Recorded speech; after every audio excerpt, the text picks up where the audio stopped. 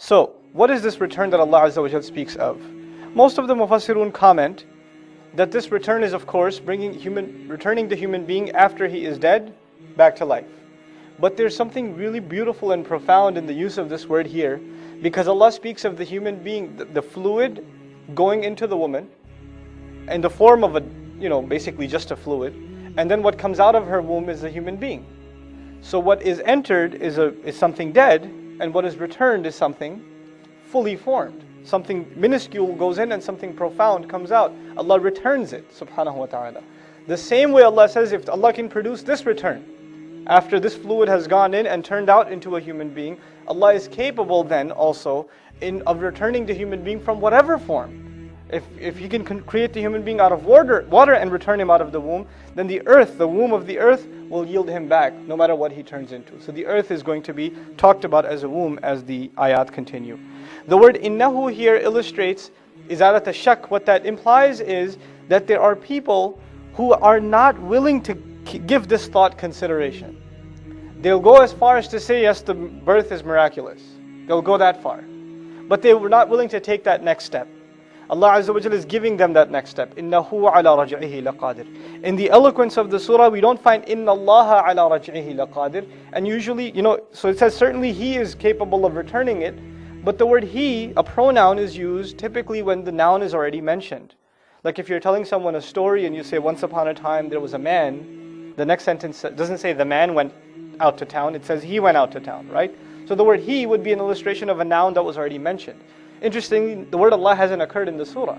Again, keeping His name secret, because that's part of the theme, enshrouding His name in secrecy in this surah, subhanahu wa ta'ala, because that's part of the theme of the surah and also illustrates Allah Azza wa Jall's displeasure of the ones who have forgotten Him. May Allah not make us from them. In the previous surah, He said, إِنَّهُ هُوَ يُبْدِئُ وَيُعِيدُ.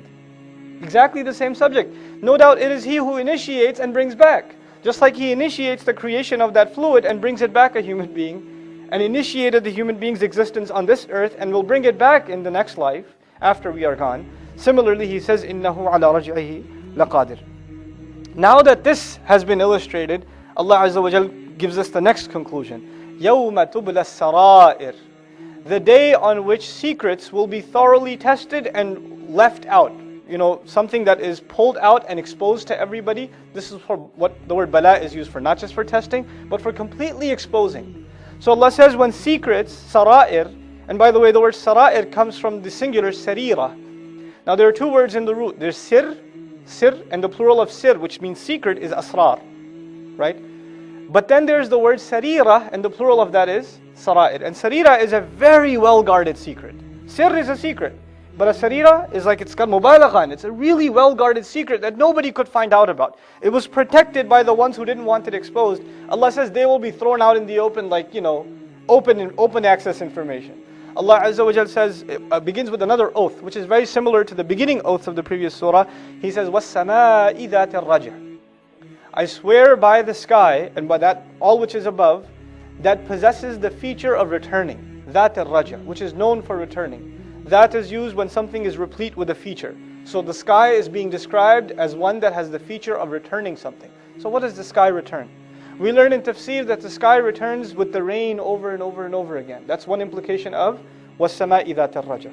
It's complemented even more beautifully because when the rain comes, it penetrates the earth, or it flows, and it becomes parts of rivers and oceans, and then some of it dries up, and it goes back up, and it returns again, and it goes back up, and it returns again. It's the same water that is cycling. So Allah says, وَالسَّمَاءِ ذَاتِ الرَّجْعِ. Subhanallah.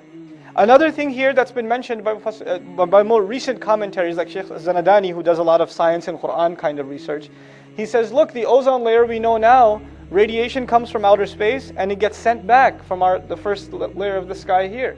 And telecommunications, you have, the first layer, the waves bounce back, and that's how satellite and cell phone communication takes place. So there's that al-raj'a. Wallahu ta'ala a'lam. But we know classically, what this is referring to is the water cycling.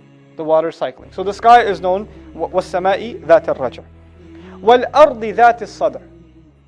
And the earth possessing the feature of tearing open, cleaving, ripping open. Allah describes the earth as ripping open. What this is describing basically is water coming from the sky, absorbing into the earth, the water comes into contact with the seed gets empowered and starts growing, but if the earth refuses to rip open, there's not going to be any life. So every time a plant comes into being, every tree is basically a rip in the earth. It's a tearing of the earth. So وَالْأَرْضِ ذَاتِ الصَّدْعِ. This is basically Allah Azza wa Jall's depiction of another kind of impregnation. The previous passage was the mother gets impregnated with that fluid. Now Allah sends a fluid from the sky and impregnates the earth, and the earth continuously delivers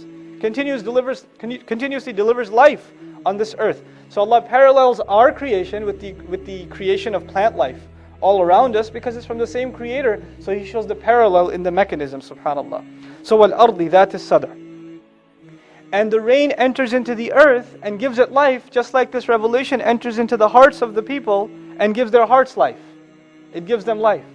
In a hadith we find, I'll paraphrase only inshallah, but I'll tell you where it's from so you can read the full text and the sharh on your own.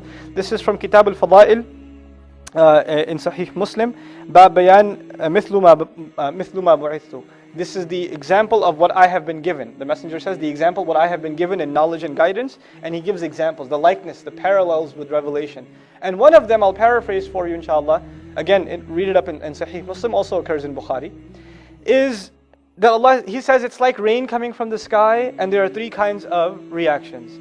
There's the earth that absorbs it, and then plant life comes out of it, and it benefits the people continuously. It continues to produce and produce and produce. So not only is the earth itself beautiful, but it's giving benefit to others. Then He says another kind of patch of land which doesn't absorb the water, but at least retains it, meaning forms like a puddle or a lake or something. And at least other animals and people can, cultivate from it, they can drink from it, they can use it as a supply. It doesn't benefit itself, but at least it benefits others. That's another kind of land. Then He describes a third kind of land that has no use whatsoever. It doesn't retain the water, it doesn't give the water. If the water even goes in, only shrubs and harmful plants with thorns that even animals are scared of. Only these things come out. But the Messenger ﷺ is talking about people. So when Allah says وَالسَّمَاءِ ذَاتِ الرَّجْعِ وَالْأَرْضِ ذَاتِ الصَّدْعِ, yes, it's referring to the rain and referring to the plant life, but it's also referring to the revelation that comes down and the reactions of the people. What comes out of the earth? What comes out of the people? And this book decides. إِنَّهُ لَقَوْلٌ فَصْلٌ. It distinguishes between people. Who are the people that learn this book? They internalize its teachings, they live according to them, and then they teach it to others also. Like that earth that itself beautified itself and was also to give fruit to others. Who are of those who learn from this book, but they don't apply it for themselves, but they still serve as a vessel for others to learn. At least some good came out of them, even though not for themselves.